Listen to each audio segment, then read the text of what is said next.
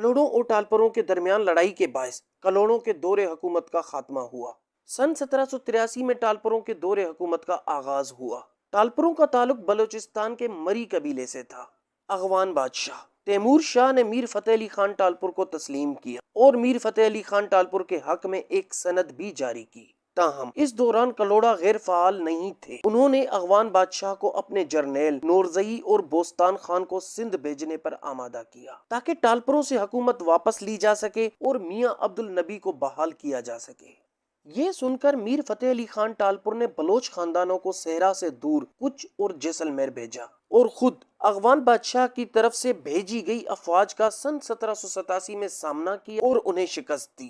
Timur شاہ کو یہ خبر ملی تو اس نے فوراً ایک بڑی فوج تیار کی اور سندھ کی طرف مارچ کیا، لیکن اپنی شمالی سرحد پر بغاوت کا سن کر وہ واپس چلا گیا۔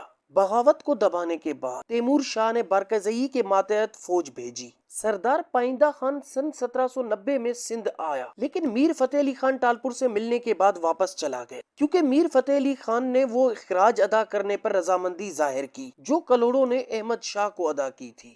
میر فتح علی خان ٹالپور نے اغوان بادشاہ کو خان آف کلات سے کراچی واپس لینے کے لیے درخواست دی۔ اغوان بادشاہ نے خان آف کلات کو ہدایت کی کہ کراچی کو ٹالپوروں کو واپس کر دیا جائے، جو سن 1792 میں واپس کیا گیا۔ تیمور شاہ کا انتقال سن 1793 میں ہوا۔ تیمور شاہ کے 23 بیٹے تھے، جن میں سے ان کا 5واں بیٹا زمان شاہ سردار پائندہ خان کی مدد سے تخت پر بیٹھا۔ اغوان بادشاہ زمان شاہ نے میر فتح علی کو پرانی سند کی تصدیق کرتے ہوئے ایک نئی سند جاری کی۔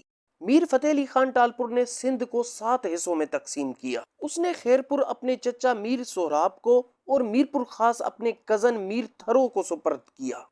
اس نے بڑا حصہ اپنے اور اپنے چھوٹے بھائیوں غلام علی، کرم علی اور مراد علی کے لیے رکھا، جو مشترکہ طور پر حیدرآباد سے حکومت کرتے تھے۔